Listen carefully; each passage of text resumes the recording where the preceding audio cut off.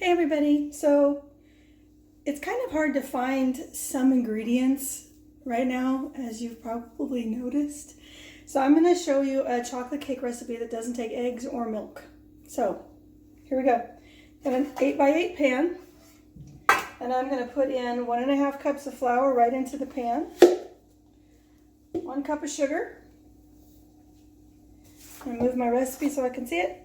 3 tablespoons of cocoa powder, which I did not pre-measure, sorry. So 3 tablespoons of cocoa powder, and 1/2 teaspoon of salt. I got out my teaspoon thing, but I don't know where it is, so that's why I have extras. 1/2 teaspoon of salt, and I'm gonna mix that up. Just gonna grab a spatula, just gonna give it kind of a mix so that the cocoa powder is mixed in well to everything. So here we go, stir, stir, stir. It doesn't have to be perfect, which is great because it's not gonna be. So once you get it kind of mixed in a little bit, I feel like I left something out. I did, a teaspoon of baking soda. Teaspoon of baking soda, just for fun. We'll add the baking soda.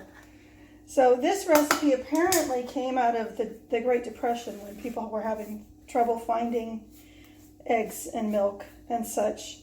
And they still needed a nice, moist, really good chocolate cake.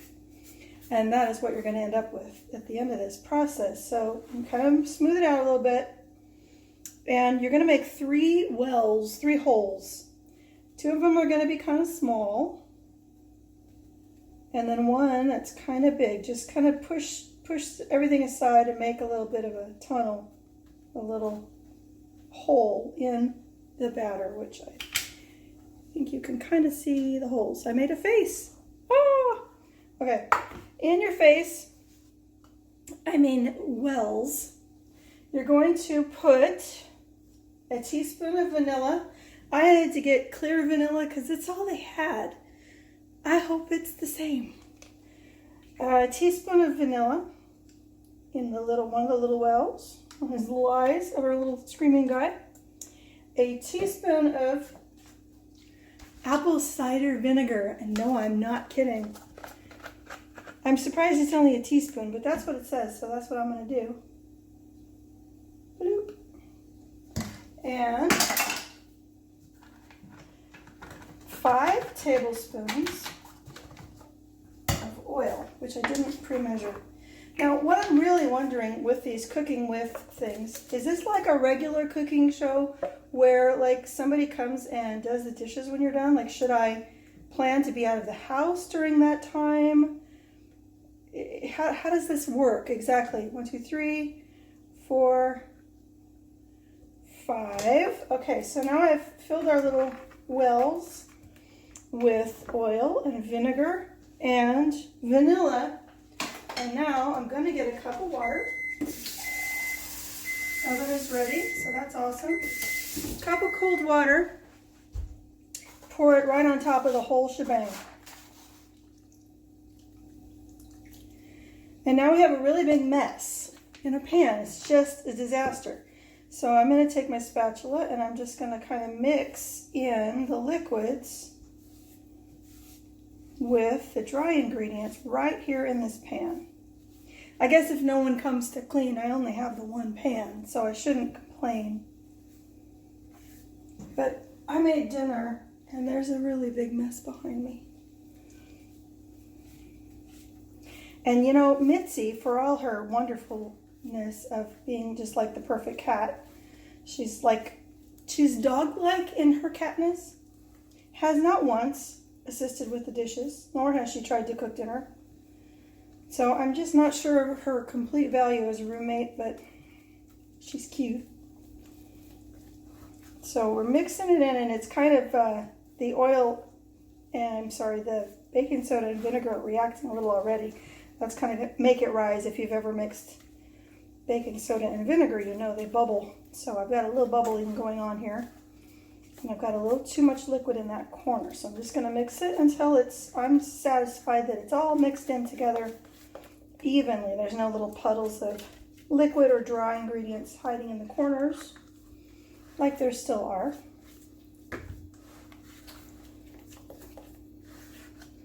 Still mixing, sorry. Maybe we could speed this part up. All right, you don't have to beat it. You don't have to go crazy. It's just got to be mixed in well to where there's not standing liquid, which on mine, it seems to congregate in the corners. You want all the liquid mixed into all the dry ingredients. Well, I think we're doing pretty good. So if you're here at my house when I do this, you might get lucky and I might let you lick the spoon. But since no one's here, it's just me. Okay, that's done. All I'm gonna do, I'm gonna take this pan, I'm gonna put it, my oven's at 350, I'm gonna put it in for 30 or 40 minutes. And in 30 or 40 minutes, I'll come and tell you what the last step is. On the last step, you get to go crazy and be creative and have fun. So I will see you in about 40 minutes. And here it is. I tested it with my cake tester, which responds well to gravity. It's done. So now is where you can have all kinds of fun. I apologize that my camera angle is bad. There we go. You can put anything on this that you want to frost it. When I learned the recipe, it was Hershey bars. I don't have any Hershey bars right now, but I want something on top of this cake. You can eat it by itself. You don't have to put anything on it. But you could put marshmallow cream on it. You could just put marshmallows on it. You could crumble up some graham crackers and put some marshmallows and call it s'mores. You could get healthy and put cranberries on it. You could put peanut butter chips on it, which I kind of wanted to do, but then I realized I ate them. So I have milk chocolate chips since I don't have Hershey bars. And I am literally just going to dump these on top of the cake. And I'm going to spread them around. Just going to go ahead and bite the bullet and dump them all on. So those cranberries are sounding kind of good. Might throw some of them on too once the chocolate melts. So as soon as this chocolate melts, which it's going to do pretty quickly, just going to smush it around, spread it around on the cake to give it a glaze of chocolate, if you will. And it'll cool, it'll harden and be like a candy bar on top of a cake. And there you have it, a chocolate cake, no eggs, it's true, there's no eggs, no milk, there's vinegar in it, and it is super moist and super delicious. So as soon as these chocolate chips melt, I will turn my camera back on and take a picture to show you how deliciously moist it is inside and make you wish you were here. Okay, I decided to add some cranberries to the top because it sounded good, cranberries and chocolate. I haven't really let it cool quite enough. The chocolate's still a little soft, but it smells so good in here. Can't stand it. So I'm going to cut me a big old slab of cake. And it's gonna be so good. I can put my fingers on it because it's just for me. Nobody saw that. Okay, so you can see, I mean, just look at that. It's not pretty, but doesn't it look tasty? That's what really matters, isn't it? It's tasty. So, wacky cake. Yum, yum, yum. Time for some chocolate.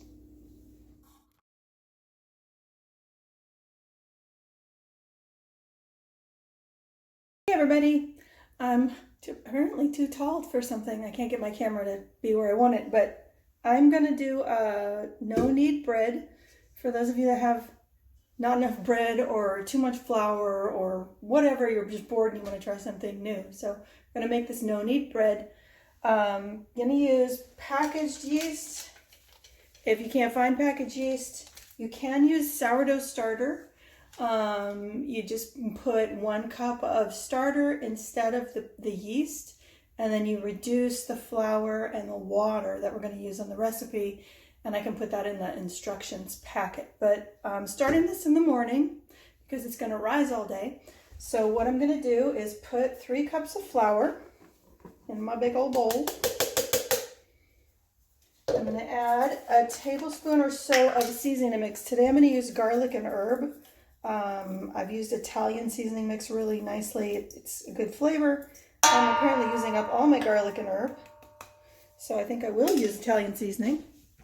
Mix it up a little because I'm almost out of that too. Poof, there we go.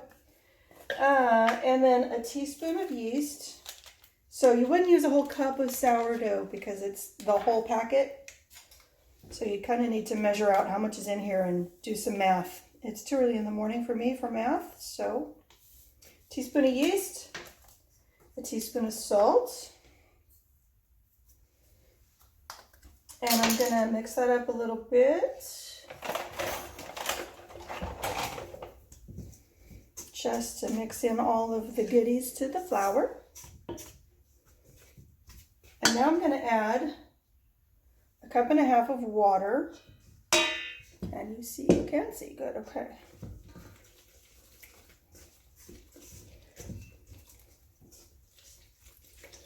And 2 tablespoons of oil, which I didn't get out. Now I could go crazy and use the garlic infused oil that I have, but I'm going to be normal today. You can totally mix this up if you have fancy oil, or you can put different seasonings in it depending on what you want. But I'm going to put in 2 tablespoons of oil, like so. And then I'm just going to mix it in. I'm going to stir it up until it's all blended. It's going to be sticky, gooey, messy looking thing when we're all done mixing. It doesn't take a lot of effort. This is an easy bread. And it's got a lot of flavor, so I really like making it because it's easy and because it's got a lot of flavor. Okay. And so now all I'm going to do is put a lid on it. I don't have any plastic wrap, so I'm just going to put a lid on, kind of loose. And I'm just going to walk away and leave it for 6 to 10 hours and let it do its thing. Welcome back. It's been a day. I did some research and I figured it out. If you don't have yeast and you do use sourdough starter, put a 1/2 cup of sourdough starter in, and then you leave out a 1/4 cup of the water and a 1/3 cup of flour, and I'll write that up to go on the directions that come with this. So here's my dough. It's been sitting here all day. Now it's called no knead bread, but it should be called like almost no knead bread because you do kind of have to knead a little bit because this is still a gooey mess. So you scoop the gooey mess out, making sure you can see that, onto your sort of like your thing you would knead bread on if you had to actually knead the no knead bread. So yeah. And you put some flour on it. Now you don't really need it according to these directions I have. It says you fold it on itself a few times. If you know how to knead bread, you know that the definition of kneading is to fold something on itself. So technically I'm kneading, but not really because I'm not working at it. I'm just folding it over and kind of incorporating some of the flour that's on the mat. Now I have a nice little lump of bread. I'm going to put it in my pre-prepared pan. It's, I oiled it just a little bit, and I'm just going to set that in there. I'm going to put it in the oven. The oven is cold. Into the cold oven, I'm also going to put 2 cups of boiling water, and I'm going to set them in there together, and we're going to wait an hour. So I'll be back in an hour. Okay, I cheated. It's a little bit more than an hour. I took the proofed bread out of the oven, the cold oven, and turned the oven on to 450.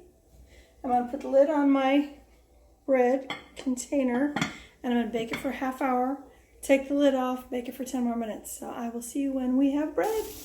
Okay, bread is baked. Time to take it out of the oven. I'm going to disappear down here for a second.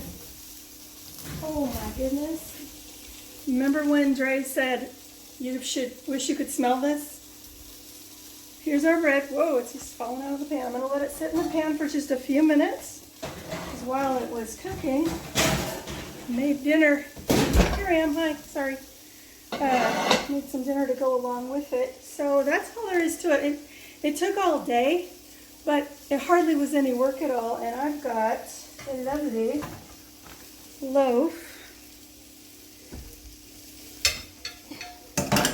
of bread with almost nothing spent but time. So there we are, artisan, no knead bread.